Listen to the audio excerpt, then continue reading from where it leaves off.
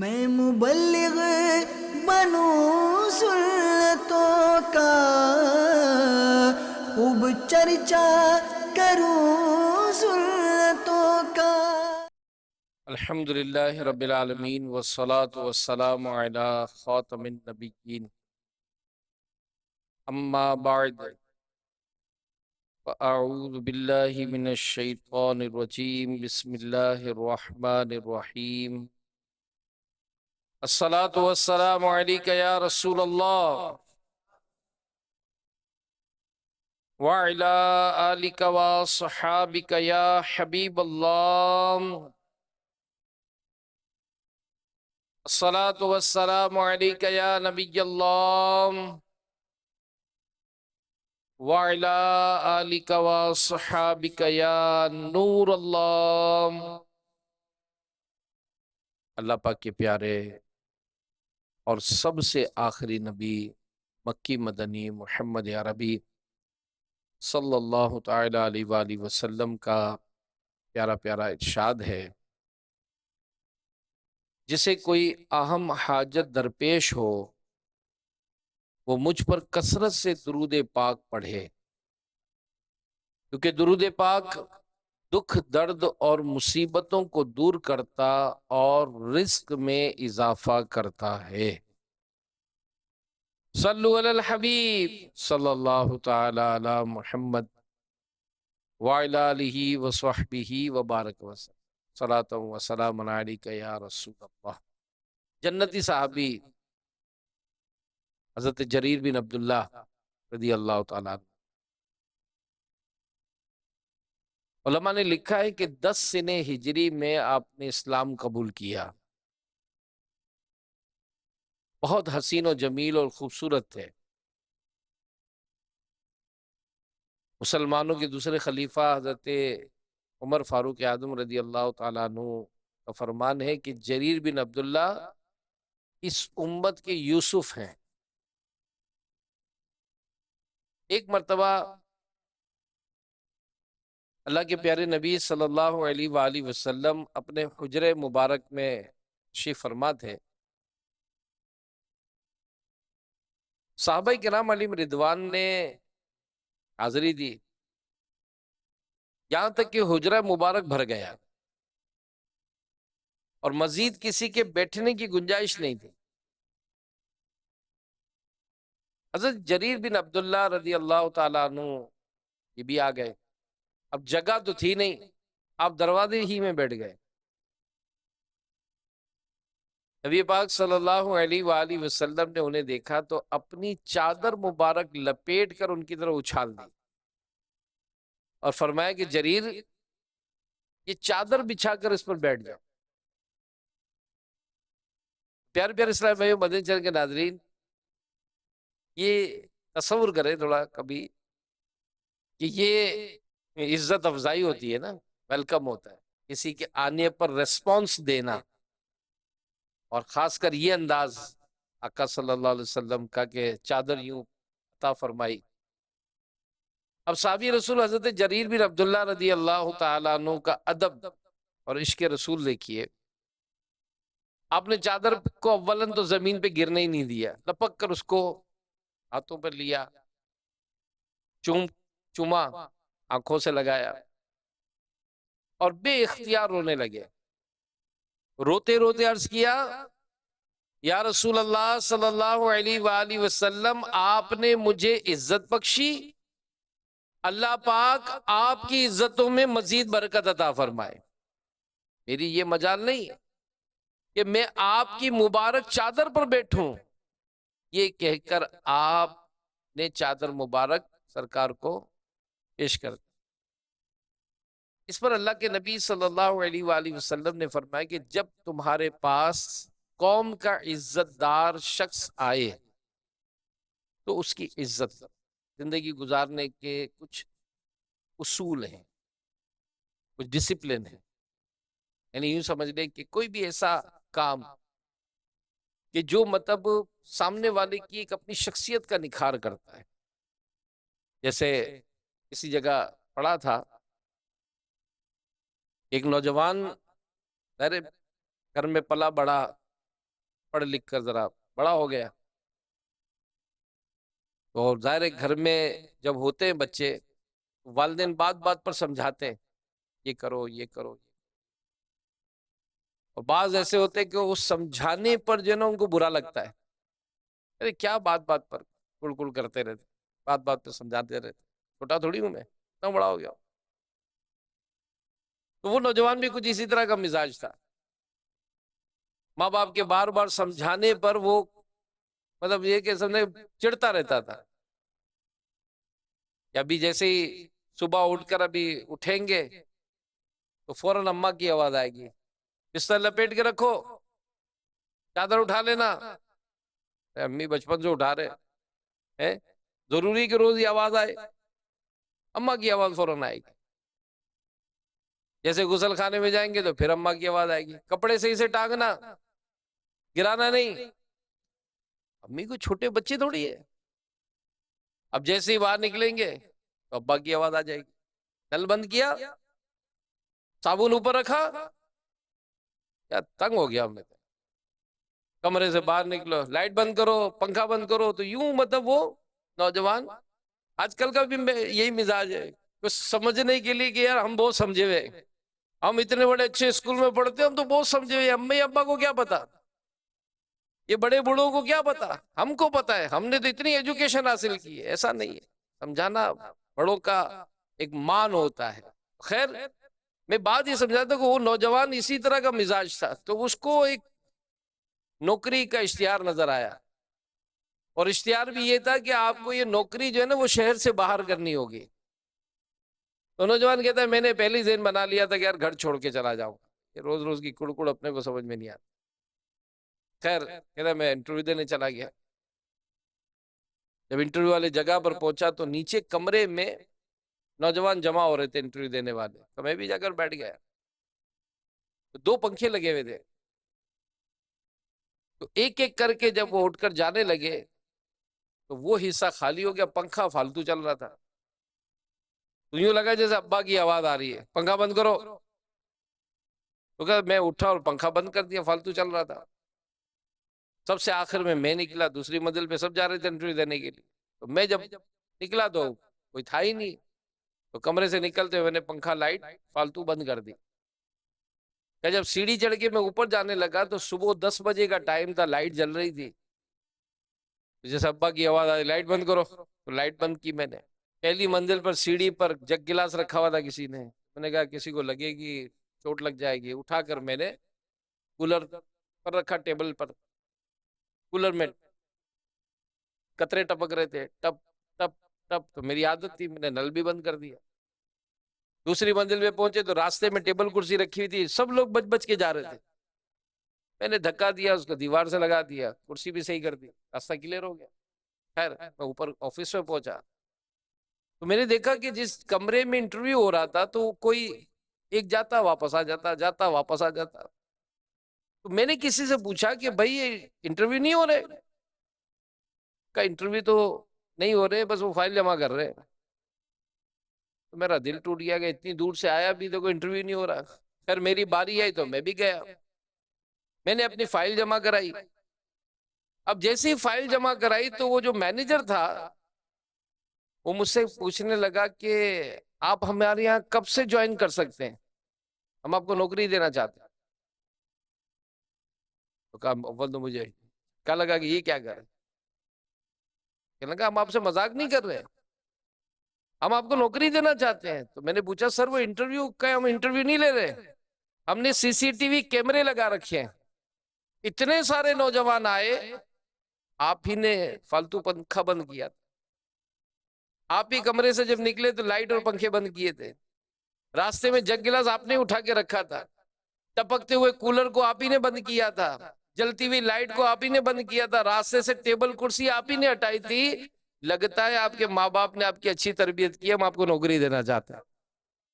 یہ جو اچھی عادتیں ہوتی ہے نا، یہ حسن ہوتا ہے انسان، یہ انسان کی زندگی کا اگر یہ حصہ بن جاتا ہے تو اسلام یہ تربیت کرتا ہے کہ ہمیں اپنی زندگی گزارنی کیسے ہے. تو اللہ کے نبی صلی اللہ علیہ وآلہ وسلم کا یہ مبارک انداز کہ نبیوں کا امام اللہ پاک نے آپ کو بنایا، محبوبیت کا تاج عطا فرمایا، اتنا عرفہ و اعلیٰ مقام عطا ہونے کے باوجود انداز دیکھ کیسے نرالے کہ غلام حاضر ہوتے ہیں اور اللہ کے نبی صلی اللہ علیہ وآلہ وسلم انہیں اپنی چادر عطا فرما دیتے ہیں۔ یہی وہ انداز، پھر حسن اخلاق کے جو واقعات ہیں، اور پھر اسی پر علماء نے لکھا کہ ہے نا لگاتے ہیں نعرہ یہ ایمان والے محمد ہمارے بڑی شان والے ہیں۔ میرے پیارے پیارے اسلامی بھائیوں، اللہ پاک نے مسلمان کو عزت سے نوازا ہے، کوئی غریب ہے یا امیر ہے، کوئی گورا ہے یا کالا ہے، ہر وہ شخص جس کے دل میں ایمان کا نور موجود ہے اس کے سر پر عزت کا تاج سجا ہوا ہے۔ سورہ منافقون کی آیت نمبر 8 میں، پارہ 28 میں اللہ پاک ارشاد فرماتا ہے وَلِلَّهِ الْعِزَّةُ وَلِرَسُولِهِ وَلِلْمُؤْمِنِينَ، اور عزت تو اللہ اور اس کے رسول اور مسلمانوں ہی کے لیے ہے۔ اس آیت کریمہ میں صاف صاف فرما دیا کہ عزت اللہ رب العزت کی ہے، اس کی عطا سے اس کے محبوب صلی اللہ علیہ وآلہ وسلم عزتوں والے ہیں، اور اللہ کے نبی صلی اللہ علیہ وآلہ وسلم کے صدقے آپ کا ہر غلام عزت والا ہے۔ تفسیر سراج الجنان میں ہے کہ اس آیت سے 4 مسئلے معلوم ہوئے۔ نمبر 1، ہر مومن عزت والا ہے، کسی مسلم قوم کو ذلیل جاننا یا کمین کہنا یہ حرام ہے۔ نمبر 2، مومن کی عزت ایمان اور نیک اعمال سے ہے، روپیہ پیسے سے نہیں۔ یہ ذرا غور کیجئے گا مدنی چینل کے ناظرین۔ نمبر 3، مومن کی عزت دائمی ہے، فانی نہیں، اسی لیے مومن کی لاش اور قبر کی بھی عزت کی جاتی ہے۔ نمبر 4، جو مومن کو ذلیل سمجھے وہ اللہ پاک کے نزدیک ذلیل ہے، بندہ غریب ہو مسکین ہو مگر ہو مسلمان تو وہ عزت والا ہے، جبکہ کوئی کتنا ہی امیر ہو مالدار ہو مگر ہو کافر تو عزت والا نہیں بلکہ جانوروں سے بھی بدتر ہے۔ وَلِلَّهِ الْعِزَّةُ وَلِرَسُولِهِ وَلِلْمُؤْمِنِينَ، اور عزت تو اللہ اور اس کے رسول اور مسلمانوں ہی کے لیے ہے۔ میرے پیارے پیارے اسلامی بھائیوں، ہمیں اس معاملے میں اپنا انداز جو وہ چیک کرنا ہوگا۔ ابن ماجہ شریف کی حدیث میں ہے رسول اللہ صلی اللہ علیہ وآلہ وسلم نے کعبہ شریف کو مخاطب کر کے فرمایا کہ اے کعبہ تو کیسا پاکیزہ ہے، تیری خوشبو کیسی پاکیزہ ہے، تو کیسا عظیم ہے، تیری عزت بھی کتنی بلند ہے۔ اس ذات کی قسم جس کے قبضے میں محمد صلی اللہ علیہ وآلہ وسلم کی جان ہے، بے شک ایک مومن کی عزت اللہ پاک کے ہاں تیری عزت سے زیادہ ہے۔ غور فرمائے پیارے اسلامی بھائی، مدنی چینل کے ناظرین، کہ اللہ پاک نے مسلمان کو کیسی عزتوں سے نوازا ہے۔ یقیناً درجات کے اعتبار سے عزتوں میں کمی بیشی تو ہے، ایک ولی اللہ کی عام مومن کی عزت برابر نہیں، علماء کی عزت عوام کی عزت سے کہیں بڑھ کر ہے، مگر عزت تو سب کی ہے، یہ طے ہے عزت سب کی ہے۔ جس کے دل میں بھی نور ایمان ہے اس کے سر پر عزت کا تاج بھی سجا ہوا ہے۔ لہذا ہمیں چاہیے کہ ہر مسلمان کی عزت کریں، اس کی حرمت کا خیال رکھیں۔ نہ جانے کون چھپا گدڑی کا لال کہتے ہیں نا، گدڑی کا لال، چھپا ہوا شخص یہ بیان کرتا ہے، جو نماز پڑھاتا ہے وہی اللہ کا ولی ہے، وہی نیک آدمی ہے، وہی اللہ کو پسند ہے۔ ضروری نہیں آپ مسجد کے خادم اللہ کے ولی ہو، مسجد کا مؤذن ہو، باہر جو فروٹ بیچتا ہو سکتا ہے وہ اولیاء کرام میں سے ہو۔ خیر، ہر ایک کی عزت کرے۔ اللہ پاک کے پیارے اور آخری نبی مکی مدنی محمد عربی صلی اللہ علیہ وآلہ وسلم نے فرمایا جو بندہ اپنے مسلمان بھائی کی عزت کرتے ہوئے اس کے گھوڑے کی رکاب پکڑے، اس کا یہ عمل کسی لالچ کی وجہ سے نہ ہو، کسی خوف کے سبب نہ ہو، بلکہ خالص اللہ پاک کی رضا کے لیے ہو، تو غفر اللہ لہو، اللہ پاک اس رکاب پکڑنے والے کی مغفرت فرما دیتا ہے۔ پہلے کے دور میں گھوڑوں پر سفر ہوتے تھے، عزت افزائی کا یہ طریقہ تھا، ایک شخص گھوڑے کی لگام پکڑ لیتا تھا تاکہ سوار ہونے والا آسانی سے سوار ہو جائے۔ اسی طرح کوئی گھوڑا سوار آتا تو جلدی سے آگے بڑھ کے گھوڑے کی لگام پکڑ لیتے تاکہ گھوڑا سوار آسانی سے اتر جائے۔ آج کے دور میں اس کی مثال یوں بنے گی، کوئی شخص موٹر سائیکل پر آیا، دوسرا جلدی سے آگے بڑھ کر موٹر سائیکل پکڑ لے کہ لائیے میں پارک کر دیتا ہوں، اور اس کا عمل کوئی ذاتی غرض سے نہ ہو، مثلا سیٹھ صاحب ہے، کوئی بڑا ذمہ دار نگران ہے تو ان کی عزت کروں گا تو یہ جناب ذرا نوازشات ہو جائیں گے، کوئی تنخواہ بڑھ جائے گی، کوئی الاؤنس مل جائے گا، کوئی بونس مل جائے گا، یہ نہ ہو، یا یہ بھی خوف نہ ہو کہ یار نہیں کروں گا تو بھائی فارغ نہ کر دے، یہ بھی نہ ہو، بلکہ اللہ کی رضا کی۔ تو ایسا شخص جب یہ انداز اختیار کرتا ہے تو اللہ پاک اس کی مغفرت فرما دیتا ہے۔ تو اللہ پاک کے آخری رسول، رسول مقبول صلی اللہ علیہ وآلہ وسلم نے ارشاد فرمایا کہ ہر مسلمان کا خون، مال اور عزت دوسرے مسلمان پر حرام ہے۔ مفتی احمد یار خان نعیمی رحمت اللہ علیہ اس حدیث پاک کی شرح میں لکھتے ہیں کہ کوئی مسلمان کسی مسلمان کا مال بغیر اس کی اجازت کے نہ لے، کسی کی آبرو ریزی یعنی بے عزتی نہ کرے، کسی مسلمان کا ناحق اور ظلماً قتل نہ کرے، کہ یہ سب سخت جرم ہے۔ مفتی صاحب ایک اور مقام پر لکھتے ہیں مسلمان کو نہ تو دل میں حقیر جانو، نہ ہی برے لقب سے یاد کرو، نہ اس کا مذاق بناؤ۔ یہ مطلب آپ سوچیں آج ہم میں یہ عیب بہت ہے، پیشوں، نسبوں، یہ فلاس کی وجہ سے مسلمان بھائی کو حقیر سمجھتے ہیں، تو کوڑی کا چوٹی کی طرح مسل دوں گا، اس طرح کے انداز اختیار کی جاتا ہے۔ تو اسلام نے یہ سارے فرق مٹائے ہیں۔ شہد کی مکھی مختلف پھولوں کے رس چوس لیتی ہے، اس کا نام شہد ہو جاتا ہے۔ یوں ہی جب اللہ کے نبی صلی اللہ علیہ وآلہ وسلم کا دامن جس قوم کے فرد نے تھام لیا، جو مسلمان ہو گیا تو وہ سب ایک ہو گئے، چاہے وہ حبشی ہو یا رومی ہو۔ کہ دامن مصطفیٰ سے جو لپٹا یگانہ ہو گیا، جس کے حضور ہو گئے اس کا زمانہ ہو گیا۔ تو میرے پیارے پیارے اسلامی بھائیوں، اللہ پاک ہمیں بھی ان باتوں پر عمل کی توفیق عطا فرمائے۔ بہت اہم موضوع ہے یہ۔ حجۃ الوداع کا موقع تھا، اللہ کے آخری نبی رسول ہاشمی صلی اللہ علیہ وآلہ وسلم نے مینا شریف میں خطبہ ارشاد فرمایا۔ اس خطبے میں آپ صلی اللہ علیہ وآلہ وسلم نے صحابہ کرام علیہم رضوان کو مخاطب کر کے فرمائے کون سا مہینہ ہے؟ بالکل واضح سی بات تھی، حج کا موقع تھا، اور حج ذوالحجۃ الحرام ہی میں ادا کیا جاتا ہے، لیکن صحابہ کرام علیہم رضوان کا ادب دیکھیے۔ ان کو گمان ہوا کہ شاید حضور علیہ السلام اس مہینے کا نام تبدیل فرمانے والے۔ عرض کیا اللہ و رسولہ اعلم، اللہ اس کا رسول بہتر جانتے۔ پیارے آقا صلی اللہ علیہ وآلہ وسلم نے ارشاد فرمایا کیا یہ ذوالحجہ کا مہینہ نہیں ہے؟ تو صحابہ کرام علیہم رضوان نے عرض کی کیوں نہیں؟ جی ہاں یہ ذوالحجہ کا مہینہ ہے۔ اللہ کے نبی صلی اللہ علیہ وآلہ وسلم نے دوسرا سوال کیا یہ کون سا شہر ہے؟ اور یہ بھی بالکل واضح ہے کہ حج کے مکے میں ہی ادا کیا جاتا ہے، مگر صحابہ نے پھر ادباً یہی عرض کیا اللہ و رسولہ اعلم، اللہ اور اس کے رسول بہتر جانتے ہیں۔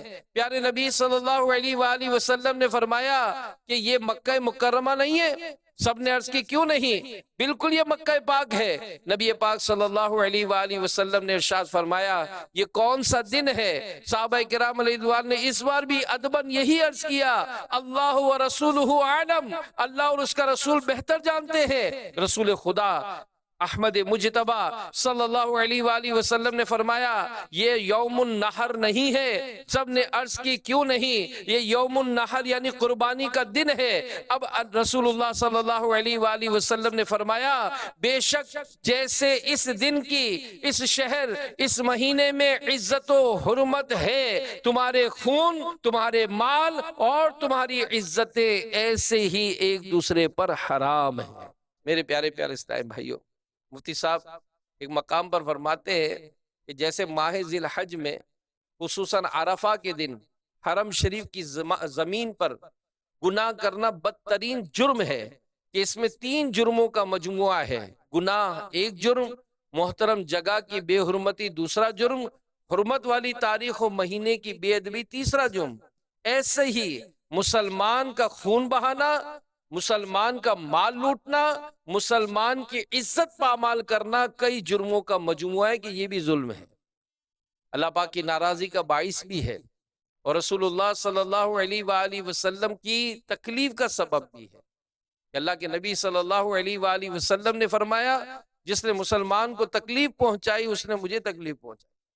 یعنی ہم میں تو کون ہے جو چاہتا ہے ہماری کوئی بے عزتی کرے؟ کون چاہتا ہے؟ وہ چاہتا ہے کہ مجھے سب کے سامنے کوئی ذلیل کرے، کوئی ڈانٹے؟ کوئی نہیں چاہے گا۔ کوئی چاہے گا کہ کوئی میرا حق کھائے؟ کوئی نہیں چاہے گا۔ ہمیں ہمارا حق چاہیے۔ آپ اور ہم پر بھی تو حقوق نکلتے ہیں، ہم یہ بھی تو دیکھیں کہ ہم کس طرح سے معاشرے میں جب خود چاہتے ہیں کہ ہمیں کوئی ڈانٹے نہیں، ہمیں کوئی جھاڑے نہیں، ہمارا کوئی حق تلف نہ کرے، ہمارے ساتھ کوئی زیادتی نہ کرے، ہمارے ساتھ کوئی ملاوٹ نہ کرے، ہمارے ساتھ کوئی دھوکہ نہ دے، تو یہی ہمیں بھی تو دوسروں کے ساتھ سلوک کرنا پڑے گا۔ پیارے پیارے اسلام بھائیوں، سورہ حجرات یہ 26ویں پارے میں ہے، مختصر سی صورت ہے اور صرف 2 رکوع اور 18 آیات ہیں۔ اس مختصر سی صورت میں بہت ساری اسلامی تعلیمات یہ دی گئی ہیں، بالخصوص مسلمانوں کو اجتماعی یعنی مل جل کر رہنے کے آداب سکھائے گئے، یعنی ہم نے مسلمان بھائیوں سے رویہ کیسے رکھنا ہے، ہمارے والدین ہوں، بہن بھائی ہوں، پڑوسی ہوں، اہل محلہ ہو، کوئی دور کا عزیز ہو، بالکل اجنبی، غرض ہر وہ شخص جو مسلمان ہے چاہے وہ دنیا کے کسی کونے میں بھی رہتا ہے، جب ہماری اس سے ملاقات ہو اور ہم اس کے ساتھ کیسا سلوک کریں۔ چنانچہ قرآن پاک میں سورہ حجرات کی آیت نمبر 11 میں اللہ پاک ارشاد فرماتا ہے، ترجمہ کنز ایمان، اے ایمان والو، نہ مرد مردوں سے ہنسے، عجب نہیں کہ وہ ان ہنسنے والوں سے بہتر ہوں، اور نہ عورتیں عورتوں سے دور نہیں کہ وہ ان ہنسنے والیوں سے بہتر ہوں۔ تو مسلمان کی عزت و تعظیم میں سے یہ ہے کہ کسی بھی طرح اس کا مذاق نہ اڑایا جائے۔ آیت کریمہ کے اس حصے میں اس بات کی تعلیم دی گئی کہ کوئی مرد دوسرے مرد کا، کوئی عورت دوسری عورت کا مذاق نہ اڑائے۔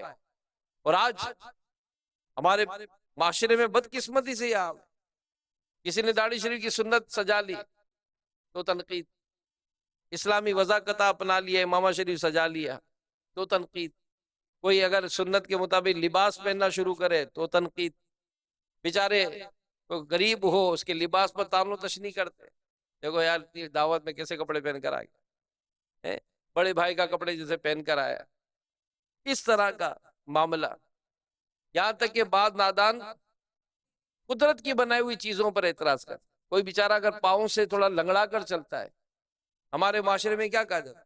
لنگڑا لنگڑا کہ اس کو تانا دیا جاتا، کوئی آنکھ اس کی ٹیڑھی ہو ہنگا کہ اس کو پکارا جاتا، نابینا ہو اندھا کے کر اس کو ستایا جاتا ہے، اس طرح سے ناک لمبی ہو، قد چھوٹا ہو، چھوٹو چھوٹو ٹنگو ٹنگو کر کے پکارتے ہیں، قد لمبا ہو تو لمبو لمبو کے پکارتے ہیں، کالا ہے تو کالو کالو کہہ کر اس کو چھیڑتے ہیں۔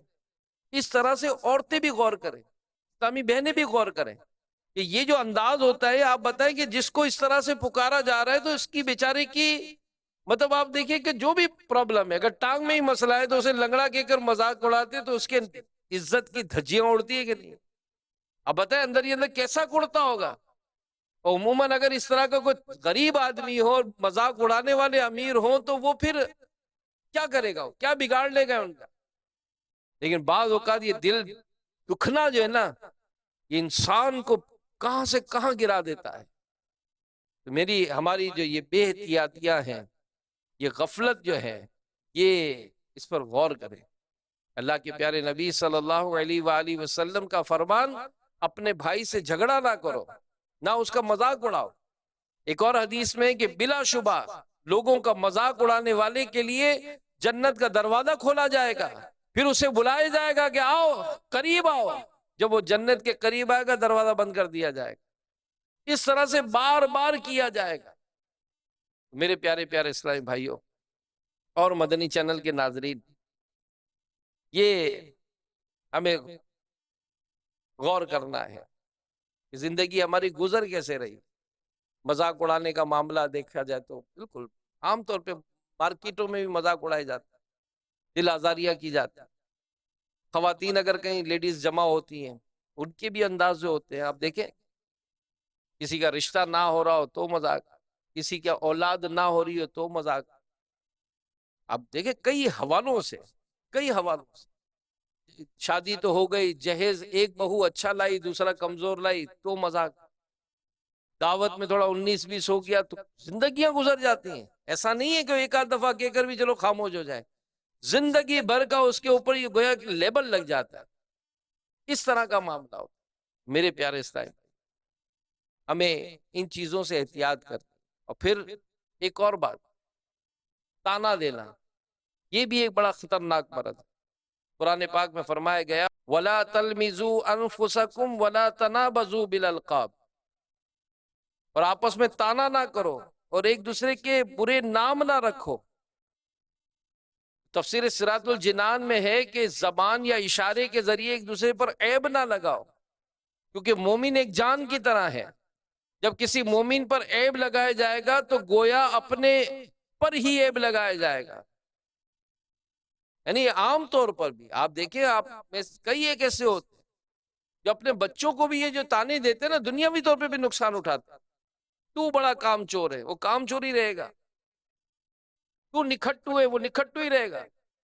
تو بے وقوف ہے، یہ بے وقوف ہی رہے گا۔ تو کبھی نہیں پڑھ سکتا، یہ پڑھے گا ہی نہیں پھر کبھی زندگی میں۔ عام طور پہ دنیاوی طور پر بھی ہے۔ اور اگر کوئی غریب ہے، غربت کا تانا دیا جاتا ہے۔ کسی کی شادی نہیں ہو رہی، رشتہ نہیں آ رہا، اس کو منوس کہہ کر پکارا جا رہا ہے۔ شادی ہوئی، دادا جان کا انتقال ہو گیا تو بھائی اس بیچاری بہو کا کیا قصور ہے جو اس کو تانا دیا جا رہا ہے کہ اس کے آنے پر دادا چلے گئے؟ اب دادا کو تو اتنی بیماریاں تھی، اس کا کیا قصور ہے؟ اس کے گھر میں بیٹیاں ہی پیدا ہو رہی ہیں، تانے دیے جاتے ہیں، اس پر تانے دیے جاتے ہیں۔ تو یہ میرے پیارے اسلامی بھائیوں، اس معاملے میں احتیاط کرنا چاہیے۔ لہذا جب کبھی اس طرح کا معاملہ ہوتا ہے تو شیطان بڑا کھل کے کھیلتا ہے، فیملیز میں اس طرح سے آپس میں دوریاں پیدا کراتا ہے، دوریاں ہو جاتی ہیں، رشتے ٹوٹ جاتے ہیں، خاندان کے تعلقات ختم ہو جاتے ہیں، ماں باپ بچوں میں نفرتیں پیدا ہو جاتی ہیں۔ یہ عادتیں بد اگر نہیں نکلتی، دوستوں میں نفرتیں ہو جاتی ہیں، پڑوسیوں سے دور ہے کہ نہیں بابا ان سے بچو یار، یہ تانے دیتے ہیں، یہ تانے دیتے ہیں، یہ گندی زبان ہے، تیز زبان ہے، تکلیف دیتی ہے یہ زبان۔ اگر یہ انداز ہمارا ہے تو ہمیں توبہ کرنی چاہیے، اور اللہ کے پیارے نبی صلی اللہ علیہ وآلہ وسلم کی مبارک جو تعلیمات ہیں، قرآن کی جو تعلیمات ہیں، اس کو سچے دل سے عملی طور پر اپنا لیں۔ حضرت ابو درداء رضی اللہ عنہ سے روایت ہے، اللہ کے پیارے نبی صلی اللہ علیہ وآلہ وسلم نے فرمایا، بہت لعنت کرنے والے، بہت تانے دینے والے قیامت کے دن نہ گواہ ہوں گے نہ شفیع۔ حکیم الامت مفتی احمد یار خان نعیمی رحمت اللہ علیہ اس حدیث پاک کی شرح میں فرماتے ہیں، امت رسول اللہ صلی اللہ علیہ وآلہ وسلم قیامت کے دن گزشتہ انبیاء کی گواہ بھی ہوگی، گواہی دے گی کہ انہوں نے اپنی امتوں کو تبلیغ فرمائی، گناہگاروں کی شفاعت کرنے والی ہوگی، مگر جو مسلمان لعنت کرنے والا، تانے دینے کا عادی ہوگا، ان دونوں نعمتوں سے محروم ہوگا۔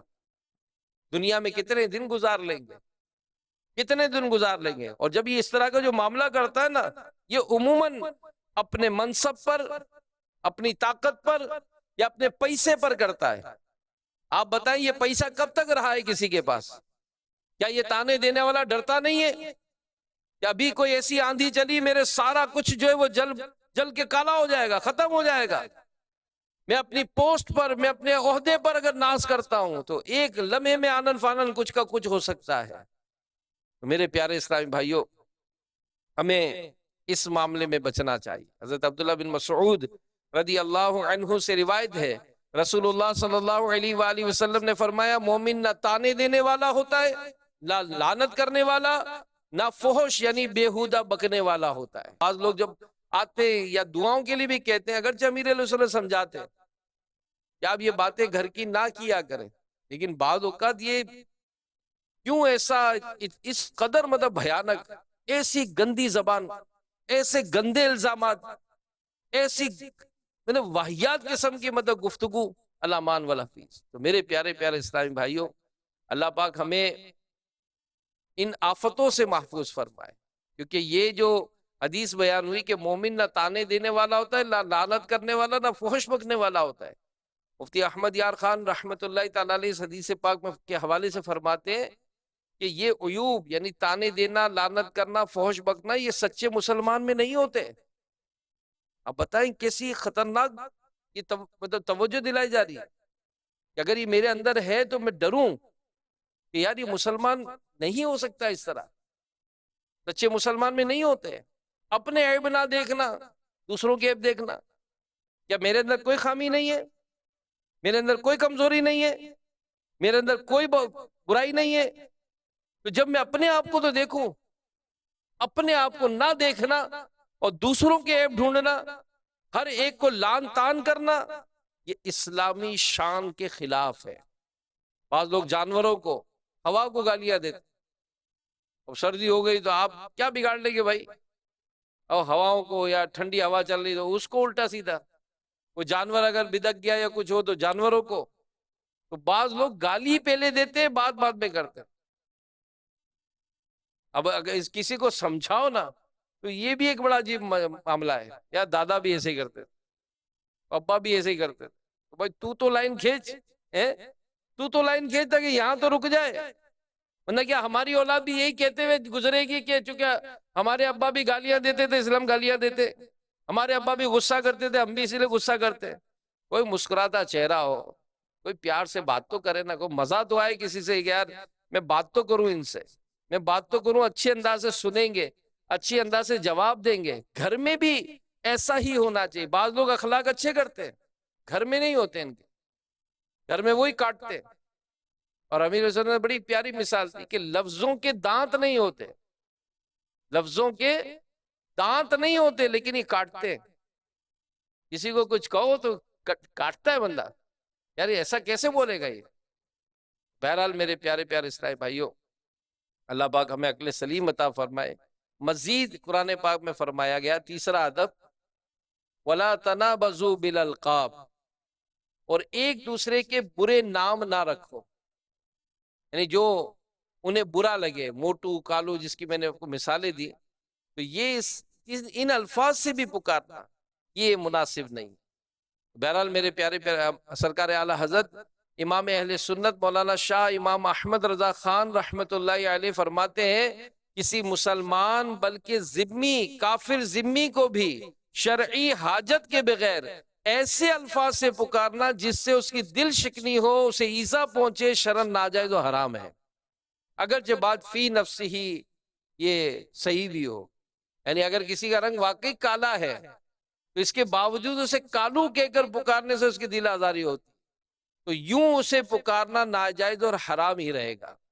حضرت عمیر بن سعد رضی اللہ تعالی عنہ بیان کرتے ہیں کہ اللہ کے نبی صلی اللہ علیہ وآلہ وسلم نے فرمایا کہ جس نے کسی کو اس کے نام کے علاوہ نام یعنی برے لقب سے بلایا، اس پر فرشتے لعنت کرتے ہیں۔ کوشش کریں کہ اگر یہ انداز ہے بھی تو توبہ بھی ہو، اگر کسی کا دل دکھایا تو معافی تلافی بھی کرے، اور آئندہ سے بچنے کا اس میں ذہن بنائے۔ چوتھی بات، بدگمانی مت کیجیے، یعنی یہ چوتھا ادب ہے۔ جب ظاہر ہے معاشرے میں ایک ساتھ زندگی جب گزار رہے ہیں تو ایک دوسرے کے ساتھ ہمارا انداز زندگی کیسے ہو، سورہ حجرات کے حوالے سے ہم سن رہے ہیں۔ اللہ پاک ارشاد فرماتا ہے، یعنی اے ایمان والو بہت گمانوں سے بچو، بے شک کوئی گمان گناہ ہو جاتا ہے۔ اور تفسیر صراط الجنان میں ہے کہ آیت کے اس حصے میں اللہ پاک نے مسلمانوں کو بہت زیادہ گمان کرنے منع فرمایا، کیونکہ بعض گمان ایسے جو محض گناہ ہے، لہذا احتیاط کا تقاضا یہ ہے کہ گمان کی کثرت سے بچا جائے، اور اس کی دینی دنیاوی نقصانات بہت، حدیث میں بھی منع کیا گیا۔ فرمایا اپنے آپ کو بدگمانی سے بچاؤ، کہ بدگمانی بدترین جھوٹ ہے۔ جس کے بارے میں بدگمانی کی، اگر اس کا اظہار کر بھی دیا تو اس کی دل آزاری ہو سکتی ہے۔ میں جانتا ہوں وہ یہ، اب کہاں سے جان گئے بھائی، آپ کیسے جان گئے؟ ایسا نہیں، اگر کسی مسلمان کے سامنے اس کے متعلق بدگمانی کا اظہار نہ کیا بلکہ اس کے پیٹھ پیچھے کیا تو غیبت ہو جائے گی، اور غیبت بھی حرام ہے۔ نمبر 3، بدگمانی کرنے والا محض اپنے گمان پر صبر نہیں کرتا بلکہ سامنے والے کے عیب تلاش کرنے میں لگ جاتا ہے۔ بدگمانی یہ ہلاکت ہے، اور بدگمانی کرنے سے بغض اور حسد جیسے باطنی امراض پیدا ہو جاتے۔ میاں بیوی میں اگر بدگمانیاں ہو جائیں، آپ دیکھیں کس قدر آفتیں بڑھتی، بھروسہ ہی نہیں ہوتا ہے، بھروسہ ہی نہیں ہوتا ہے کہ یہ میرے بارے میں ایسا سوچتی ہے، وہ کہتا ہے میرے بارے میں ایسا سوچتا ہے، حالانکہ ایسا سوچ ہی نہیں رہے ہوتے، خود ساختہ ہی اپنے انداز ہوتے ہیں جس سے آپس میں تعلقات خراب ہو جاتے۔ بدگمانی کرنے سے دو بھائیوں میں دشمنی پیدا ہو جاتی، ساس اور بہو ایک دوسرے کے خلاف ہو جاتے ہیں، بدگمانی کی وجہ سے بات بات پر آپس میں لڑائی لڑنے لگتی ہے، بالآخر گھر ٹوٹ جاتے ہیں۔ بدگمانی کی وجہ سے بھائی اور بہن کے درمیان تعلقات ٹوٹ جاتے ہیں، ہنستا بستا گھر جو ہے وہ اجڑ جاتا ہے۔ دوسرے کے لیے برے خیالات رکھنے والے افراد پر فالج اور دل کی بیماریوں کا خطرہ زیادہ ہوتا ہے، جیسا کہ حال ہی میں ایک تحقیق کی رپورٹ میں یہ انکشاف کیا گیا کہ وہ افراد جو دوسروں کے لیے مخالفانہ سوچ رکھتے ہیں، برا سوچتے ہیں، اس کی وجہ سے ذہنی دباؤ کا شکار اور غصے میں رہتے ہیں، اس سے دل کی بیماریوں فالج کا خطرہ 86% بڑھ جاتا ہے۔ ٹینشن ہوتا ہے، ٹینشن ہوتا ہے، کاروبار کر رہے ہیں مگر بدگمانی کر رہے ہیں کہ یار یہ سامنے دکان والا جو ہے نا یہ پڑھ پڑھ کے پتہ نہیں کیا پھونک رہا ہے۔ اب ہم اپنے کاروبار کو چھوڑ کر اس کی پھونکوں میں لگ جاتے ہیں، اور اچھا بھلا کام پہ توجہ ہی وہ چھوڑ کر ہم کسی اور طرف نکل جاتے ہیں۔ یہ مجھ سے جلتا ہے، بھئی آپ کو کیسے پتا چلا یہ جلتا ہے آپ سے؟ آپ کے پاس کون سا تھرمامیٹر ہے جس سے پتا چلتا ہے جلتا ہے؟ کوئی نہیں جلتا، اس کو پتا بھی نہیں تھا۔ ایک بیان میں نگران شورا نے بڑی پیاری بات کی کہ اگر آپ مطلب خوش رہنا چاہتے ہیں نا، خوش باش، تو اچھا گمان کرنے کی عادت بنا، اچھا ہی سوچے۔ اچھا سوچنے میں کچھ جاتا ہی نہیں ہے، کہ حسن ظن میں کوئی شر نہیں ہے، اچھا سوچنے میں کوئی شر نہیں ہے۔ اب جس کے متعلق سوچے اچھا سوچے، اچھا سوچنے میں کوئی شر نہیں ہے، اور بدگمانی میں کوئی خیر نہیں ہے۔ بدگمانی نہ کرے، برا نہ سوچے کہ یار یوں ہو رہا یوں ہو رہا ہے۔ بھئی آپ کو ہمیں کیسے پتا چلے گا کہ ہوا؟ میں جانتا ہوں اس کی کوئی ثبوت نہیں ہوگا، کوئی دلیل نہیں ہوگی، بس اپنے طور پر سوچتے ہیں میں جانتے ہوں مجھ سے جلتا ہے۔ بھائی کیسے جلتا ہے؟ کچھ پتا تو چلے، کوئی دھواں نکلتا ہوا دیکھا ہے آپ نے؟ کیسے پتا چلا جلتا ہے؟ بھائی آپ سے میری ترقی سے جلتا ہے، کیسے آپ کہتے ہو یہ ترقی سے جلتا ہے؟ ہمارے گھر میں خوشیاں ہی ان کو ایک آنکھ نہیں بھاتی، آپ کو کیسے پتا چلا؟ ہم نے نئی گاڑی لی ہے، ان کو مزہ نہیں آیا، آپ کو کیسے پتا چلا؟ ہماری شادی ہوئی اور بڑے اچھے انداز سے ہو گئی، یہ ان کو اچھا نہیں لگا ہے، آپ کو کیسے پتا چلا؟ پھر ایک اور ادب بیان ہوا، وَلَا تَجَسَّسُوا، اور پوشیدہ باتوں کی جستجو نہ کرو۔ لوگوں کی چھپی ہوئی باتیں اور عیب جاننے کی کوشش کرنا یہ تجسس کہلاتا ہے۔ مثال کے طور پر کسی سے پوچھنا رات دیر تک جاگتے رہتے ہو؟ فجر بھی پڑھتے ہو یا نہیں؟ کسی نے نوکر رکھا، آپ کا نوکر برابر کام کرتا ہے نہیں؟ بھائی آپ کو کیا بنچاتے یار، یہ بولتا نہیں ہے کوئی اپنے کو، مگر یہ سوالات ہوتے ہیں ہمارے، ہم خامہ کا بات کی ٹو میں۔ بچے کی شادی ہوئی ہے، بھائی بہو کیسی کام کاج کرتی ہے کہ نہیں؟ ساری اب رپورٹ دو پڑوسن کو، یہ کیا عادت؟ پھر اسی طرح بلا اجازت شرعی کسی کا عیب معلوم کرنے کے لیے اس کا پیچھا کرنا، اس کے گھر میں جھانکنا، یہ تجسس میں داخل ہے۔ اور تجسس کے حوالے سے سن لیجئے کہ مسلمان کی عیب جوئی یعنی اس کے عیب تلاش کرنا حرام۔ نوکر رکھنا ہے، کہیں شادی کا ارادہ ہے تو حسب ضرورت معلومات کرنے میں گناہ نہیں ہے، یہ اس کے الگ احکامات کہ بعض اوقات بچی کا، بیٹی کا، بہن کا رشتہ آتا ہے، اب لڑکے کے متعلق پوچھنے گئے تو یہ معلومات کرنا یہ چونکہ ضرورت ہے، اس کی علماء نے اجازت دی ہے۔ لیکن ویسے کسی کے متعلق تجسس کرنا، ٹو میں پڑھنا، یہ جوا کھیلتا ہے، یہ شراب پیتا ہے، تو اب اس کے پیچھے کرنا ہو، لگانا کسی کو کہ بھائی ڈھونڈ کے لاؤ، کسی طرح اس کی کو خرابی ڈھونڈ کے لاؤ۔ حدیث پاک میں ہے اللہ کے پیارے نبی صلی اللہ علیہ وآلہ وسلم نے فرمایا اے وہ لوگوں جو زبان سے تو ایمان لائے ہو مگر تمہارے دل میں ابھی تک ایمان داخل نہیں ہوا، مسلمانوں کی غیبت مت کرو، ان کے عیوب تلاش نہ کرو، کیونکہ جو اپنے مسلمان بھائی کا عیب تلاش کرے گا اللہ پاک اس کا عیب ظاہر فرما دے گا، اور اللہ پاک جس کا عیب ظاہر فرما دے تو اسے رسوا کر دیتا ہے اگرچہ وہ اپنے گھر کے اندر چھپ کر بیٹھا ہو۔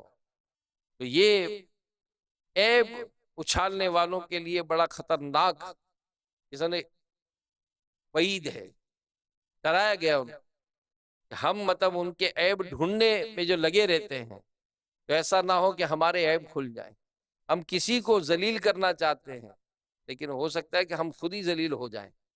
یاد رکھیے کہ شریعت کے دائرے میں رہتے ہوئے دوسرے کے عیب اگر پتہ چل بھی جائیں تو پردہ ڈال کر رکھیں۔ بخاری شریف کی حدیث پاک میں ہے کہ جس نے کسی مسلمان کے عیب پر پردہ رکھا اللہ پاک قیامت کے دن اس کے عیبوں پر پردہ رکھے گا۔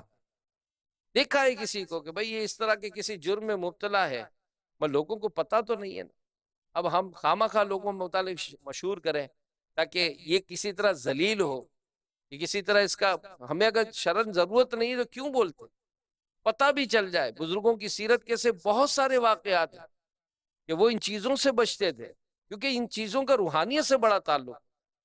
اب دیکھیں بعض لوگ ہوتے ہیں بڑی خوش باز زندگی گزار رہے ہوتے ہیں، ان کو دوسروں کی اس طرح کی معاملات کی پنچات نہیں ہوتی، دوسرے کے معاملات میں پڑتے نہیں ہیں، دوسروں کے معاملات میں بہت سائلنٹ رہتے ہیں، اور ان کو کام سے کام رکھا جائے، کام سے کام رکھا جائے۔ یہ سورہ حجرات کے متعلق ہم جو معاملات سن رہے ہیں کہ اس میں اسلامی جو معاشرہ ہے وہ قائم کرنے کے اس میں مدنی پھول بیان ہو رہے ہیں۔ اور ایک اور بیان ہوا، یہ چھٹا ادب یہ ہے کہ کسی بھی مسلمان بھائی کی غیبت نہ کی جائے۔ فرمایا گیا وَلَا يَغْتَبْ بَعْضُكُمْ بَعْضًا، اور ایک دوسرے کی غیبت نہ کرو۔ اور غیبت کسے کہتے ہیں؟ کسی کے بارے میں اس کی غیر موجودگی میں ایسی بات کہنا کہ اگر وہ سن لے یا اس کو پہنچ جائے تو اس کو ناگوار معلوم ہو، یعنی وہ بات ہو اس میں موجود لیکن اگر اس تک پہنچ جائے تو اسے ناگوار معلوم ہو، یعنی اور یہ کتنا زیادہ مشہور ہے، کتنا زیادہ عام ہے۔ امیر اہل سنت نے اپنی کتاب غیبت کی تباہ کاریوں میں 1800 مثالیں لکھی ہیں، 1800۔